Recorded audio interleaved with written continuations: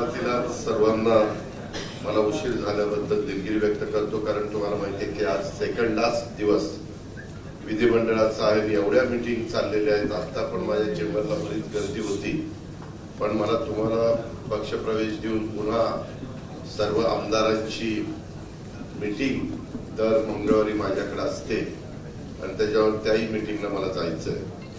खरं तर आजच्या कार्यक्रमाला उपस्थित असणारे आमदार शिवाजीराव गर्जे, आमदार राजेश विटेकरजी, मधुकरराव अर्दड, माजी खासदार आनंद परांजपेजी, उमेश पाटीलजी, संजय बोरगेजी, महेंद्र पानसरेजी, लतीफ तांबोळीजी, वसीम बुराणजी, संजय तटकरेजी, संतोष पवारजी, आनंद चंद्रशिवेजी, सुहास कदमजी आणि विशेषतः आमचे सहकारी सेवा दलाचे अनेक वर्ष, म्हणजे मी पण माझ्या राजकीय जीवनाला जवळपास 35 वर्ष पूर्ण झालेली आहे. मला फार तरुण वयामध्ये एकत्र काँग्रेस असताना काम करण्याची संधी मिळाली आणि तेव्हा चंद्रकांत तायमा साहेबांचं काम मी अतिशय जवळनं बघितलेलं आहे. सेवा दलामध्ये मनापासून संघटनेला ताकद कशी मिळेल, काँग्रेस पक्ष सर्व दूरपर्यंत कसा पोहोचेल, सर्व जाती धर्माच्या लोकांना बरोबर घेऊन कसा पुढे जाईल आणि सेवा दलाची जी शिस्त आहे, सेवा दलाची जी परंपरा आहे, ती परंपरा पण कशी पुढे चालू ठेवता येईल अशा प्रकारचा प्रयत्न त्यांनी सातत्याने केलेला मी पाहिलेला आहे. मी त्याचा एक साक्षीदार आहे. त्याच्यामुळे त्यांनी मला मध्ये सांगितलेलं होतं की दादा, मला तुमच्या सगळ्यांच्या बरोबर काम करायचंय. मी त्यांना म्हणालो की बुवा, तुमचं आता वय इतकं झालेलं आहे, थोडस प्रत्येकाला प्रकृतीचे काही ना काही प्रॉब्लेम असतात, परंतु त्यांनी या सगळ्या गोष्टीवर मात केलेली आहे हे आपण सगळेजण आणि आज आपण ठरलेलं होतं की हा कार्यक्रम पुढे ढकलायचा. तसं गरजेंना निरोप पण दिलेला होता, परंतु पुन्हा दायमांची चिकाटी एवढी की मला विधिमंडळात भेटले आणि म्हणले कार्यक्रम रद्द का झाला. मी तिथल्या तिथं शिवाजीरावांना सांगितलं, आज खरं तर संविधानाच्या बद्दलची महत्वाची चर्चा आहे, मला काही चर्चेला उपस्थित राहता आलं, पण आता तुमच्या कार्यक्रमाला यायचं म्हटल्यानंतर आता 6 वाजता सभागृह संपेल आणि त्याच्यामुळे मी इकडं निघून आलो. ते आपल्या सगळ्यांचे सहकारी चंद्रकांतजी दायमा, ते मला म्हणले होते की असंख्य कार्यकर्त्यांना मला राष्ट्रवादी काँग्रेस पक्षामध्ये प्रवेश करून घ्यायचा आहे आणि मी तुम्हाला सगळ्यांना सांगतो, आपली विचारधारा शिवशाहू फुले आंबेडकरांची विचारधारा आहे. सर्व धर्म समभाव ही आपली पक्षाची भूमिका आहे. आपण आज महायुती सरकारमध्ये आहोत. राज्याचं भलं व्हावं, राज्याचा विकास व्हावा, देशाचा विकास व्हावा. आज तुम्ही जर बघितलं तर तशा पद्धतीनं दुसरा कुणी नेता असा आपल्याला पाहायला मिळत नाही की जो या देशाला नेतृत्व त्या ठिकाणी देऊ शकेल आणि त्यामुळं एक राज्य पुढे जावं. शिवशाहू फुले आंबेडकरांचं राज्य सातत्याने देश पातळीवर पहिल्या क्रमांकाचं राहिलेलं आहे, ते पहिल्या क्रमांकाचं राहावं म्हणून आम्ही सगळ्यांनी ही भूमिका घेतली आणि जनतेने पण त्याला आशीर्वाद देण्याचं काम केलं. आज तुम्ही सगळेजण स्वर्गीय चव्हाण साहेबांचा बेरजेचं राजकारण करण्याचा जो काही निर्णय घेतला, चव्हाण साहेबांनी खरोखरच त्यांच्या राजकीय जीवनामध्ये काम करत असताना अतिशय उत्तम पद्धतीनं या राज्याला पुढे नेण्याचं काम केलं. राज्याचा चांद्यापासून बांध्यापर्यंत सगळ्यांना कसं बरोबर घेऊन जाता येईल हा प्रयत्न त्यांनी शेवटपर्यंत केला आणि त्याच्यात ते मोठ्या प्रमाणात यशस्वी पण झाले. आज चंद्रकांत दायमाजींच्या बरोबर शशिकांत थोरात येत आहेत, सुरेश शर्माजी, बिरबल देवकरजी, रवींद्र डाळिंबकरजी, तसंच रवी बुराणकरजी, जयंतराव कादवडेजी, सोनल दायमाजी, त्यांची स्वतःची लेख आहे परंतु त्यांचं भाषण वगैरे ते चंद्रकांत दायमांची कन्या शोभती आहे, ते त्यांचं भाषण ऐकल्यानंतर मला प्रकर्षाने जाणवलं. तसंच मदनलाल यादवजी, कन्हैया शर्माजी, विजय शंकर कर्वेजी हे आणि त्यांच्यावर असंख्य कार्यकर्ते, मी आता सगळ्यांची नावं मी तुमचा वेळ घेत नाही. तसंच आमच्या राजेश विटेकर जे MLC पण झाले, नंतर MLA पण झाले आणि ते पण संघटना वाढवण्याच्या करता प्रयत्न करतायत. त्यांनी पालमच्या परिसरातले आमचे वसंतराव शिरस्करजी, भास्करराव शिरस्करजी, उद्धवराव सातपुतेजी, माधवराव भोसलेजी, भैयासाहेब शिरस्करजी, गणेश भोसलेजी, लखन राठोडजी, प्रभाकर शिरस्करजी, गजानन पवारजी आणि रत्नाकर शिंदेजी आणि त्यांच्याबरोबर असंख्य सहकारी हे आज राष्ट्रवादी काँग्रेस पक्षामध्ये प्रवेश करत आहेत. लोकांच्या अपेक्षा मोठ्या आहेत. आज केंद्रामध्ये 5 वर्षाचं स्थिर सरकार आलेलं आहे. राज्यामध्ये प्रचंड बहुमताने महायुतीचं सरकार आलेलं आहे. लाडक्या बहिणींच्या करता काही महत्वाच्या योजना आपण दिलेल्या आहेत. त्याबद्दल बरीच काही चर्चा साधक बाधक झाली, परंतु अर्थसंकल्पाच्या निमित्तानं उत्तर देत असताना मी त्याबद्दल स्पष्ट भूमिका मांडली. मला तुम्हाला सगळ्यांना सांगायचं की काम करताना आपण पारदर्शक काम केलं पाहिजे. लोकांना काही दिशाभूल करून राजकारण फार काळ कधी टिकत नसतं. एखादी गोष्ट करण्यासारखी असेल तर ती ताबडतोब करून दिली पाहिजे, त्याच्यामध्ये हेलपाटे लावायला नको. आणि एखादी गोष्ट होणार नसेल तर थोडंसं त्याला वाईट वाटतं, पण समजून सांगितलं पाहिजे हे काम होण्यासारखं नाही, तू कारण नसताना त्याच्यामध्ये फार स्वतःला पाठपुरावा करण्याच्या करता अडकून घेऊ नकोस किंवा वेळ त्याच्याकरता घालू नकोस. अशा प्रकारची वेळ आमच्यावर त्या ठिकाणी येत असते. आपल्याला सभासद नोंदणीचा कार्यक्रम आपण सुरू केलेला. मला राजेश विटेकरांच्या प्रयत्नामुळे आलेल्या आमच्या वसंतराव सहित सगळ्या त्यांच्या मान्यवरांचं आणि चंद्रकांत दादा दायमेंच्या बरोबर आलेल्या शशिकांतजी आणि त्यांच्या सर्व आलेल्या सहकाऱ्यांना सांगायचंय की आता तुमच्या माझ्यावर जबाबदारी वाढली. आपल्याला वेगवेगळे प्रश्न राज्यामध्ये अचानक निर्माण होतात. कुठेतरी काही असे प्रसंग निर्माण होतात की त्याच्यातनं दोन समाजामध्ये तेढ निर्माण होईल, अंतर पडेल, दरी पडेल आणि वातावरण बिघडेल की ज्याच्यातनं कायदा सुव्यवस्थेची परिस्थिती त्या अडचणीची होईल. तसल्या गोष्टी महाराष्ट्रामध्ये होता कामा नये. सेवा दलाचं काम अधिक पुढं कसं नेता येईल याबद्दलचा प्रयत्न हा जोमाने करावा लागणार आहे. कारण सेवा दलाचे कार्यकर्ते आता फार कमी, नवीन जनरेशन फार कमी सेवा दलामध्ये जाताना दिसते. पूर्वीचं चित्र तसं नव्हतं. आम्ही राजकीय जीवनाला सुरुवात केली त्या काळामध्ये सेवा दल एक स्ट्रॉंग संघटना किंवा एक दल म्हणून त्याच्याकडे बघितलं जायचं.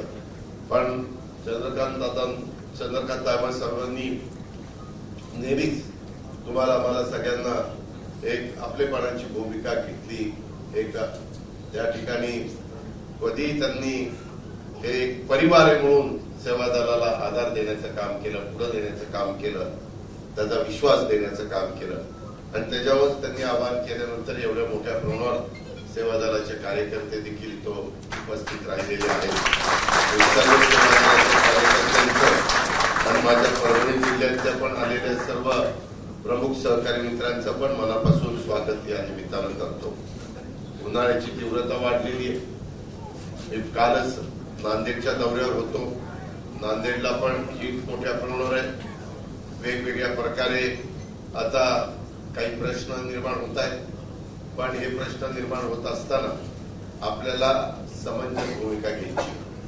आपण युतीमध्ये असलो तरी कुठल्याही परिस्थितीमध्ये भाजप, शिवसेना आणि आपल्यामध्ये कुठंतरी अंतर पडेल किंवा कुठंतरी तरी निर्माण होईल अशा प्रकारचं काम हे राष्ट्रवादी काँग्रेस पक्षाच्या कुठल्या कार्यकर्त्याकडनं होता कामा नये. ज्यांना भाषण करायची संधी मिळते, ज्यांना प्रवक्ता म्हणून काम करण्याची संधी मिळते किंवा मीडियाच्या समोर जे चांगल्या पद्धतीनं भूमिका मांडू शकतात त्यांना माझी विनंती आहे की काम करताना कधी चुकीचं वक्तव्य तुमच्याकडनं पण येता कामा नये. बोलता बोलता कधीतरी एखादा शब्द असा का बाहेर पडतो की त्याच्यातून पक्षाला पण अडचण निर्माण होते आणि एकंदरीत राज्याच्या जनतेचा दृष्टिकोन देखील आपल्याकडे बघण्याचा हा वेगळा होतो.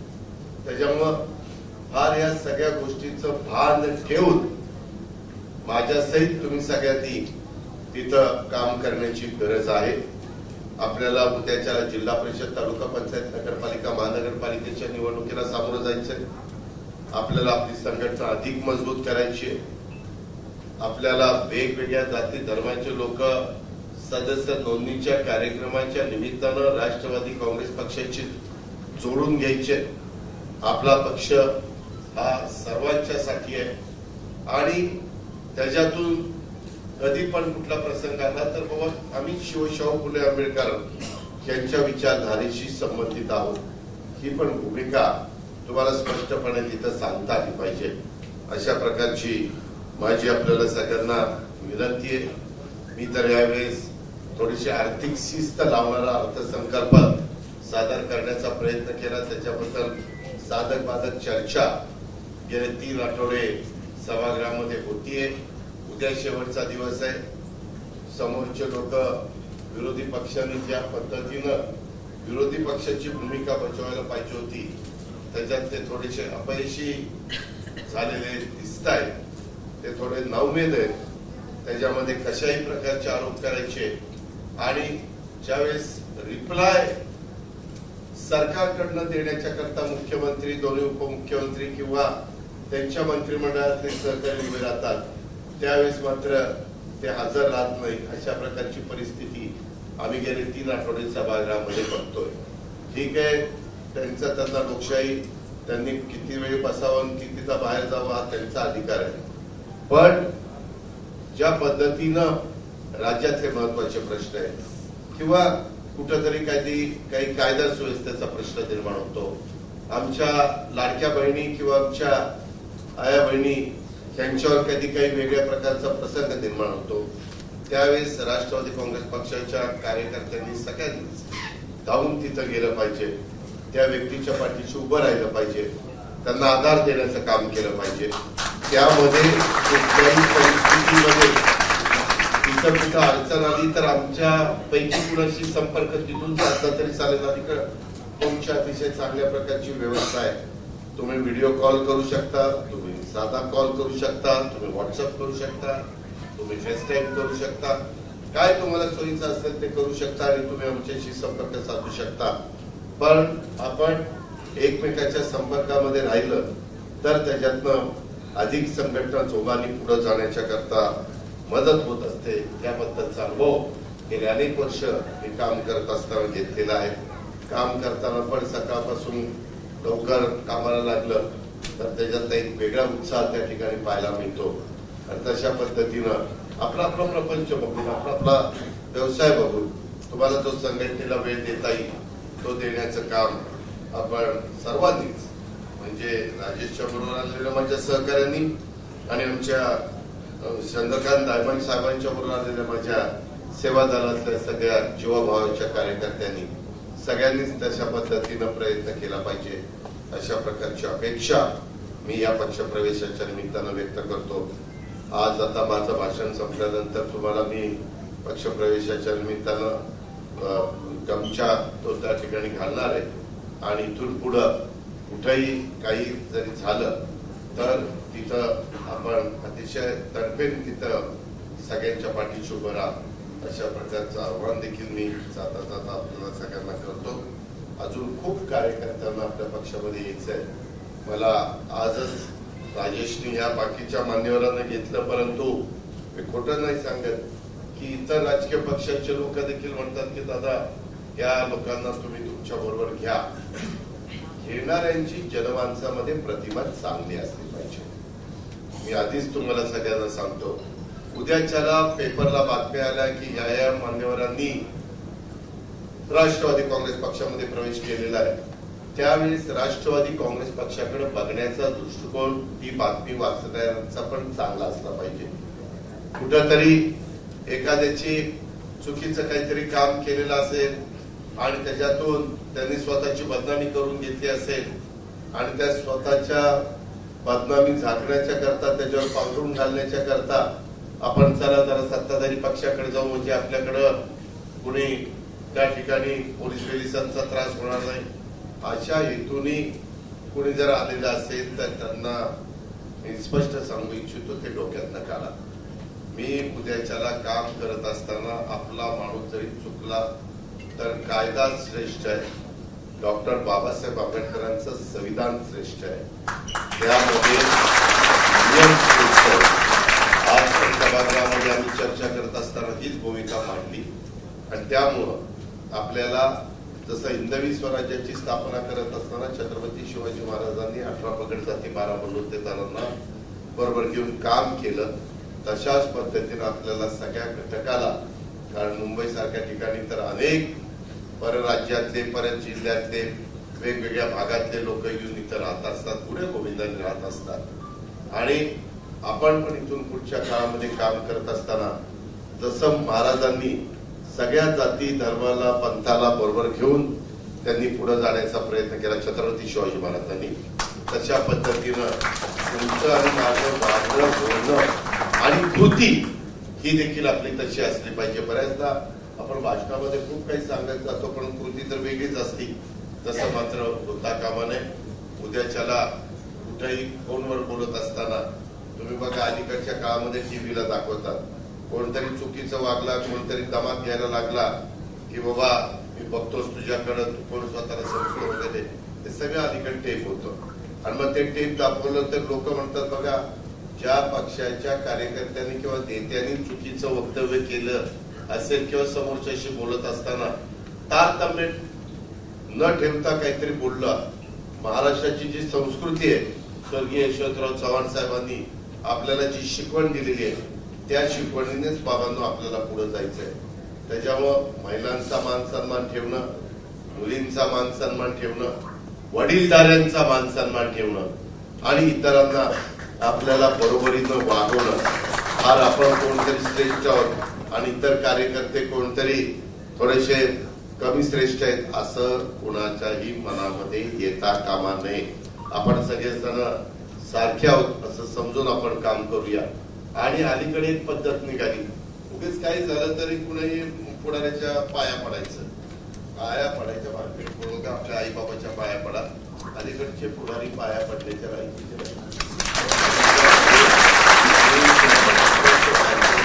तुम्ही आई वडिलांच्या पाया पडा. तुमच्या ज्यांच्यावर श्रद्धा आहे, प्रत्येकाची कुठं ना कुठं श्रद्धा असू शकते, तिथं श्रद्धा तुमची जिथं असेल तिथं जाऊन तुम्ही नतमस्तक व्हा. मग तुम्ही कुठल्या मंदिरामध्ये जावा, कुणा मशिदीत जायचं असेल तर तिथं जावा, गुरुद्वारामध्ये जावा, जे कोणी चर्चमध्ये जावा, जिथं तुम्हाला गेल्यानंतर एक समाधान मिळतं, एक थोडस 2 घटका तिथं वेळ घालावा असं वाटतं, एक मनाला पण एक आनंद मिळतो, अशा ठिकाणी आपण तिथं रिस्पेक्ट द्यावा अशी माझी तुम्हाला सगळ्यांना विनंती आहे. अधिक बोलून आपला सगळ्यांचा जास्त वेळ घेत नाही. उद्याचं अधिवेशन संपल्यानंतर मध्ये आपण शिर्डीला शिबिर घेतलेलं होतं. आम्ही आता सदस्य नोंदणीचा आढावा घेण्याच्या दृष्टिकोनातून पण दौरे सुरू करणार आहोत. आता केंद्राचं पण अधिवेशन सुरू आहे, पण ते पण पुढे काही दिवसामध्ये बजेट अधिवेशन संपेल, त्यानंतर तिकडनं पण जे लोक मोकळे होतील त्यांचे पण दौरे त्या बाबतीमध्ये सुरू होतील. कारण आपल्याला पण असं सतत ऍक्टिव्ह राहावं लागणार आहे, सतत लोकांच्याशी संपर्क ठेवावा लागणार आहे, लोकांच्या मध्ये आपल्यामध्ये कुठं अंतर पडता कामा नये, त्याबद्दलची खबरदारी ही आपल्याला सगळ्यांना घ्यावी लागणार आहे. आणि ती घेण्याच्या करता तुम्ही आम्ही सगळे मिळून मिसळून काम करू. मी नेहमीच पक्षप्रवेश देत असताना सांगत असतो की बऱ्याचदा कार्यकर्त्यांच्या मनात येतं, अरे बाबा इतके दिवस आपण काँग्रेसमध्ये काम केले, आता राष्ट्रवादी काँग्रेसमध्ये चाललोय, आता काय आपल्याला तिथं वागणूक मिळतील, कसं बोलतील, काय बोलतील, काय रागवतील का. त्याच्यात माझी तर अशी बदनामी करतात, दादाले कडक आहे, दादाचा स्वभाव असा आहे, दादाचा स्वभाव तसा आहे. तसं नाहीये. मी माझ्या मतदारसंघात 8 वेळा लाखांच्या मताने निवडून येतो. मी एक तुम्हाला सांगतो, समर्थन करायला आलो की मला राग येतो. तुमच्यावर अन्याय झाला तर तो दूर करण्याच्या करता केव्हाही मी तुमच्या पाठीशी उभा आहे. पण तुम्ही चुका केल्या, काहीतरी कुठेतरी मारली, काय मारली ते तुम्ही ओळखा, आणि परत आला की आता पांघरून घाला. मी पांघरून घालणार नाही.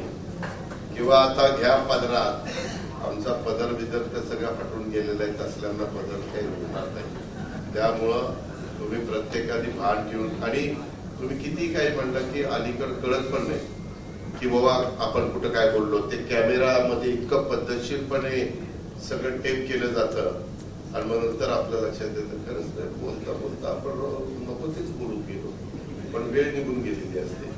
तसं होऊन देऊ नका, कारण मी पण त्याची किंमत मोजलेली आहे बाहेर. त्याच्यामुळे तेव्हापासून मी फार स्वतःला हे करत अलर्ट ठेवायचा आपल्याला प्रयत्न करत असतो. ठीक आहे, माणूस काम करतो तो चुकत असतो, परंतु चूक लक्षात आल्यानंतर दुरुस्त करण्याची तयारी पण आपली असली पाहिजे. किंवा वडीलकीच्या नात्याने तुम्हाला कोणी सांगितलं इथं तुम्ही जरा हे नको होतं करायला, तर उगीच जो चांगल्या हेतूने तुम्हाला सांगेल त्याचं ऐकून घ्या. तुला काय करायचं, तू कोण सांगणार आहे, असलं काही त्याला उलट लगेच बोलून त्याला हे करू नका, नाउमेद करू नका, मग तोही खचून जाईल. आणि नेहमी आता उद्याच्या निवडणुका येतील, सगळ्याच निवडणुकांमध्ये यश मिळालं पाहिजे याकरता आपण प्रयत्न करू. परंतु यदा कदाचित कुठं आपण कमी पडलो, तिथं अपयश आलं तर खचून जायचं नाही. जसं लोकसभेच्या निवडणुकीच्या निमित्तानं राष्ट्रवादी काँग्रेस पक्ष, त्या पक्षाचं घड्याळ आणि हे सगळे आम्ही कार्यकर्ते आम्ही काम करत असताना जोर लावला, परंतु दुर्दैवाने एकच जागा आली महाराष्ट्रात, फक्त एक जागा, आणि त्या सुनील तटकरेंच्या जागेमुळे कशी लाज राखली गेली. आणि त्याच्यानंतर काहींना असं वाटायला लागलं आता विधानसभेत काय होणार आहे, पण विधानसभेमध्ये आपण काही खचलो नाही. पुन्हा जोमाने लोकांच्या मध्ये गेलं, पुन्हा लाडक्या बहिणींच्या पर्यंत पोहोचलो. तुम्ही काही तुमच्या मनात कधी आलं, आपल्याकडे वित्त विभाग आहे, महत्वाची खाती आपल्याकडे, त्याच्यावर तुम्ही जर सांगितलं की दादा हे आम्हाला जरा गोरगरिबांच्या दृष्टीने योग्य योजना वाटते, तुम्हाला काय वाटतं, तुम्ही जर सांगितलं तर ती चांगली योजना असेल तर मी तिचं स्वागत करेन. त्याबद्दल कारण मला सगळं, मी सर्व गुणसंपन्न आहे असा दावा माझा अजिबात नाही. त्याच्यावर तुम्ही पण वेगवेगळ्या भागामध्ये काम करत असताना कुठली गोष्ट तुमच्या निदर्शनास आली आणि ती तुम्ही आमच्या कुणाच्या लक्षात आणून दिली, तर त्याच्यातून कसा मार्ग काढायचा तो आपण बसून काढू, हे पण तुम्ही सगळ्यांनी लक्षामध्ये ठेवावं. अशा प्रकारची माझी आजच्या पक्षप्रवेशाच्या निमित्तानं आग्रहाची, नम्रतेची, कळकळीची विनंती राहणार आहे. आणि मी नेहमी सांगतो तसं इथेही सांगतो, तुम्हाला असं कधी वाटून देणार नाही आपण आधीच उठून फुकुट्यात पडलोय, काय कशाला हे केलं, अशी वेळ तुमच्यावर आम्ही येऊन देणार नाही. आपण मिळून मिसळून काम करूया. आम्ही कधी पण हा 10 जून 1999 पासून राष्ट्रवादीमध्ये बरोबर आहे आणि आत्ताच काल आलेले असा भेदभाव नाही. तुम्ही तुमचं कर्तृत्व दाखवा, तुम्ही तुमचं नेतृत्व दाखवा, तुम्ही तुमचं संघटन कौशल्य दाखवा, तुम्ही समाजातल्या सर्व घटकाला बरोबर घेऊन त्या ठिकाणी जा. आपण यावेळेस 3 पक्षाचं सरकार असलं तरी जिथं जो पालकमंत्री असेल, तिन्ही पक्षाचे तिथं टीपीडीसी वर लोक जातील, त्याच्यामध्ये आपल्या पक्षाची नावं आपल्या पक्षाकडनं येतील, शिवसेनेची नावं त्यांच्या पक्षाकडनं येतील, भाजपची नावं त्यांच्या पक्षाकडनं येतील. त्याच्यावर कमी अधिक प्रमाणामध्ये जिथं तुमचे पालकमंत्री आहेत 9 ठिकाणी, तिथं तुम्हाला थोडस जास्त झुकतं माप मिळणार, जिथं नाहीये तिथं थोडस तुम्हाला कमी मिळणार, पण प्रत्येक ठिकाणी तुम्हाला त्या ठिकाणी मदत होणार. त्याबद्दलची पण गोष्ट मी आवर्जून तुम्हाला सगळ्यांना सांगतो. आणि एक चांगल्या प्रकारचा निर्णय चंद्रकांत दायमांनी आणि त्यांच्या नेतृत्वाखाली विशेषतः आपण सर्वांनी घेतलेला आहे, त्याबद्दल आपल्यालाही मनापासून धन्यवाद देतो. आणि चंद्रकांत दायमांचा पण मी मनापासून धन्यवाद देतो. तीच गोष्ट राजेश विटेकर, त्यांनी पण प्रयत्न करून वसंतराव, भास्करराव, उद्धवराव, माधवराव, भैयासाहेब, गणेश, लखन, प्रभाकर, गजानन, रत्नाकरजी अशा अनेक कार्यकर्त्यांना आपल्या पक्षामध्ये त्यांनी आणलं, त्यांची मानसिकता बदलवली, त्यांना इकडे येण्याच्या करता प्रवृत्त केलं. त्याबद्दल मी राजेशचे आणि यांनी प्रतिसाद दिला त्याबद्दल वसंतराव सहित सगळ्या त्यांच्या टीमचं पण मी आभार मानतो, त्यांनाही धन्यवाद देतो. आणि या सर्वांना आता माझं भाषण झाल्यानंतर मी आताच जाहीर करतोय, सर्वांना राष्ट्रवादी काँग्रेस पक्षामध्ये मी स्वागत केलेले त्यांचा मी जाहीर प्रवेश हा त्यांनी जो केलेला आहे त्याबद्दल त्यांना प्रवेश दिलेला आहे हे पण पक्षाचा अध्यक्ष यांना त्यांनी जाहीर करतो. एबीपी माझा, उघडा डोळे बघा नीट.